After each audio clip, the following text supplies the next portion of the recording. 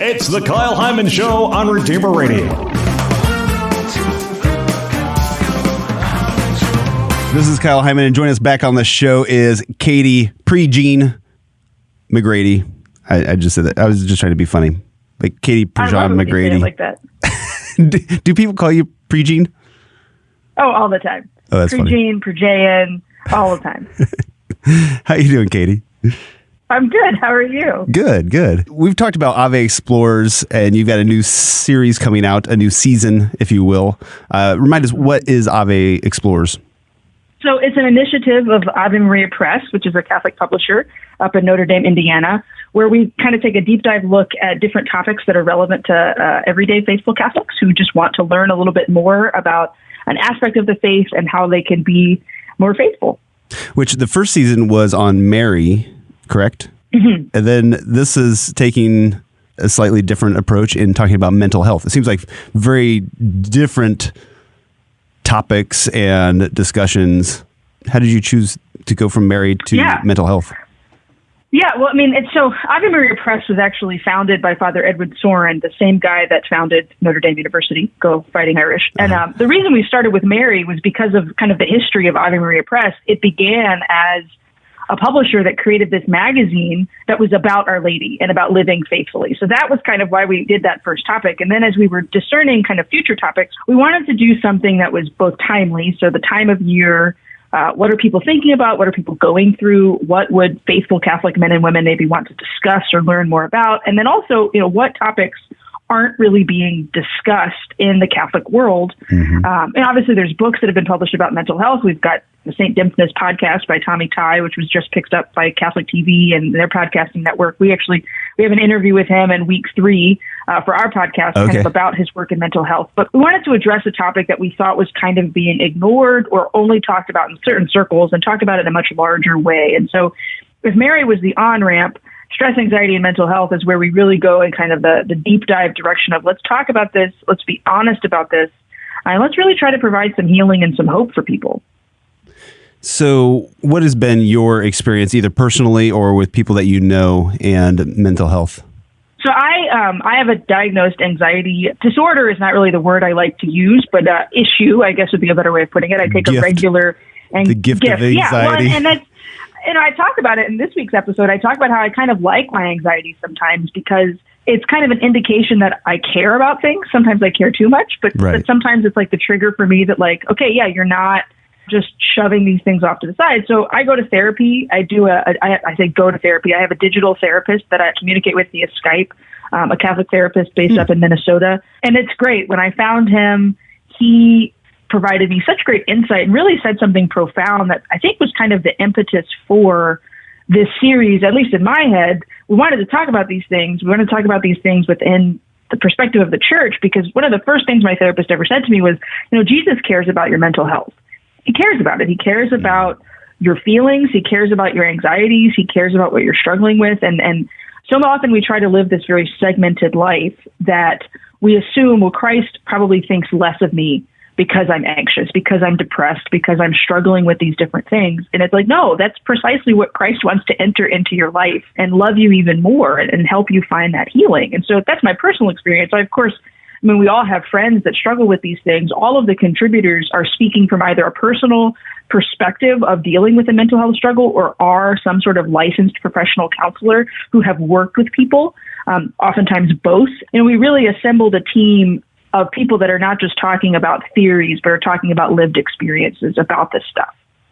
Why do we have such a stigma attached to mental health? You wouldn't think anything about somebody going to the doctor because they broke their arm. But right. But people are embarrassed to share their going to a therapist. I think it's because people assume, well, you have control over your mind. You have control over your feelings. You don't have control over whether or not you fall over the ladder. And it's like, actually, you might. Like, if you were being really stupid and the ladder was propped up in a really dumb way and you climbed on the roof by yourself, like, yeah, you technically kind of had control over that situation, but you still fell. And like you said, nobody would, you might laugh a little bit, but like if it's not like a death injury kind of thing, but now you've just got to be in a cast for a few weeks. But when it comes to mental health, I think there's this assumption of, well, just snap out of it, get over it. I think part of that was a generational thing. I think like my parents' generation, there was definitely a stigma attached with mental health. Mm-hmm. And then millennials, so you and I, our generation has very much owned the mental health struggle and crisis. We kind of wear therapy like a badge. And then we kind of got mocked for that, the safe space conversation and the, oh my gosh, just you're such whiners, like just move past it. And I think that's why people don't want to share. Well, this is what I'm struggling with, because they're scared of being judged, or they're scared of being put into this category of you're a loser because you can't get over this. And there's this series on Amazon Prime called Modern Love. And it's these little vignette episodes that take these articles from the New York Times, this column series that the New York Times has done for years about meet cutes, how people have met and fallen in love. And there's one episode that Amazon adapted for the show about this woman that has bipolar disorder and how she goes from manic to depressive and the swings in her psyche and in her life, and how she's never really been able to keep a job, and she's never really been able to maintain relationships, and she's never been able to maintain friendships and authentic friendships. And the episode, it's a beautiful snapshot of how the world looks at people who struggle with a mental health crisis, and then how that person looks at themselves. And I watched the episode. I was actually in England working on some of this content, and I had a little bit of dead time. So I just watched the episode, had no idea what it was about, and ended up just crying in my hotel room because it was so moving. And that's why we really wanted to do this, and to destigmatize that, to help people that are dealing with those kinds of things, to even if it's just a prompt for them to get help. Mm-hmm. Talking with Katie Prejean McGrady, and you can check out the podcast Ave Explores. We're talking about stress, anxiety, and mental health right now. And I wonder if the spiritual component complicates things, that maybe there's this false kind of notion that you could pray it away or something like that. Yeah. That maybe you talked a little bit about guilt, feeling guilty about having anxiety, or especially when the Bible will say, not to worry so many different times. Mm-hmm. How do we balance that with mental health and our faith? There's definitely a difference between, I'm feeling anxious and stressed right now, and a diagnosed anxiety disorder or issue, right? And so there's been some really damaging stuff that people have posted and shared over the years, saying that like, oh, well, Christ would never make you anxious. Just pray to him more and you'll get over it, kind of thing. And so that we definitely have made it abundantly clear in this entire series that faith is not an automatic fix for a mental health struggle.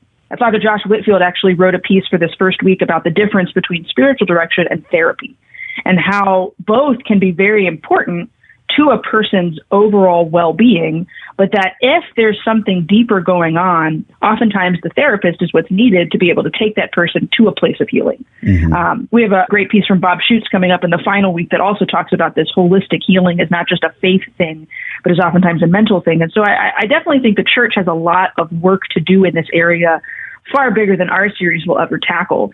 But I honestly think it can start in a very simple way, and that's just from the pulpit, priests not over-spiritualizing valid things that people are struggling with and saying, pray it away, or just go to confession more, just get over it, or just turn the computer off, but really honoring the fact that, okay, yeah, you're dealing with this, and we want to walk with you through this. We don't just want to brush it to the side and say, oh, well, Jesus loves you, move past it. I'm not a licensed professional counselor. I'm not a mental health expert. I'm just a person that I know that when I shared with my spiritual director that I was going to a therapist, and I was a little scared because I didn't want him to think, you're not doing enough for me.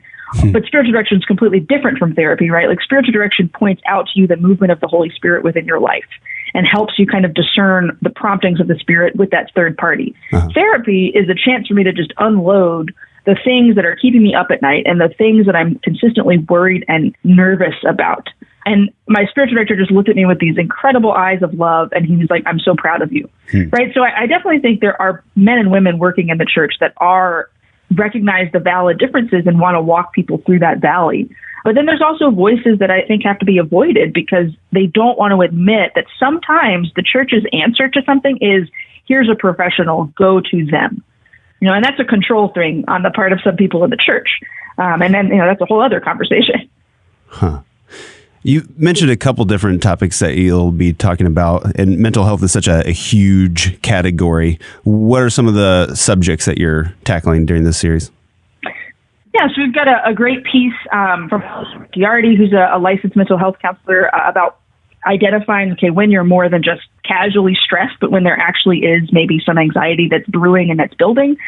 We have a great piece from Scott Lehman and a video from him all about addiction and the road to recovery and how the 12-step program actually pairs very nicely with the sacraments. He's written a whole book on this, and he's got a whole ministry surrounding this, and he's a recovering alcoholic himself and talks at length about this. So that's one of my favorite pieces.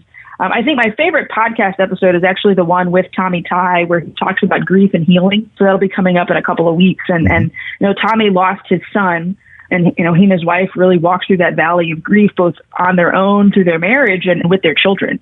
And it's just a beautiful kind of conversation. And really, his story is quite profound and powerful. So forgiveness and healing, grief, infertility. We have a piece about infertility, things about stress and the triggers, how to have conversations about mental health. And then we have a piece in the final week that'll kind of talk about like what to do and what not to do with people that you love that might be struggling with a mental health crisis. So it really kind of takes a 10,000-foot view. We got in the weeds on some things, but we really wanted to provide a very general snapshot of this stuff to help people get started on those paths to healing. So who would be the audience for this? Who would benefit the most from it? So honestly, I think, and this is kind of a cop-out answer in saying everybody would benefit, but I honestly think that the people that would most appreciate it are people who know, dear friends and family, or even just casual acquaintances that they recognize are struggling. This would be very informative for them. Mm-hmm. Also for the person who themselves knows that they're dealing with some stuff and they want to feel as if they're being both heard and spoken to, and then journeyed with. And honestly, the piece that we have coming out with the podcast next week with Roy Pettifee, we talk a lot about mental health of teenagers. And he's a counselor who specifically works with teenagers. And so it's a 50-minute episode where we go into the details of what's going on with teenagers today, what he's noticed and the trends of mental health with teenagers today. And that's a phenomenal, very hardcore look at what parents are facing with their kids. So I'd highly, highly recommend parents tune into this series as well.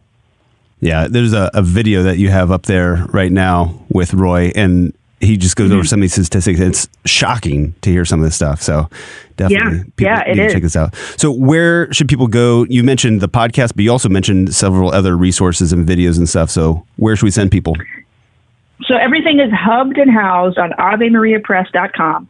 And just right up at the top of the website, you'll see a banner that just says Ave Explores Stress, Anxiety, Mental Health going on now. Mm-hmm. You can click on that, and all of the content from the Mary series, all of the content from our series on the Synod on Young People, and this stuff is all there. It comes out every week for the next 3 weeks. And if you want to get the emails, so you'll get the articles first thing on Tuesday mornings for the next couple of weeks, just sign up in the corner. There's a little sign up here box. And you'll also be entered to win some books. Well, we have quite a few Ave authors contributed to this series, and all of their books are really quite relevant to what we're talking about. So we're going to pick 5 winners who each get to choose 2 books from that stack of Ave authors. So give us your email, and you not only get the content, but you could win some stuff too. All right. And where can people keep track of what you're up to? If you just go to katieprejean.com, my husband and I, we just relaunched our podcast, The Electric Waffle, which is very niche. People might not like it, but some people do. We just talk about faith and pop culture, and we use office quotes.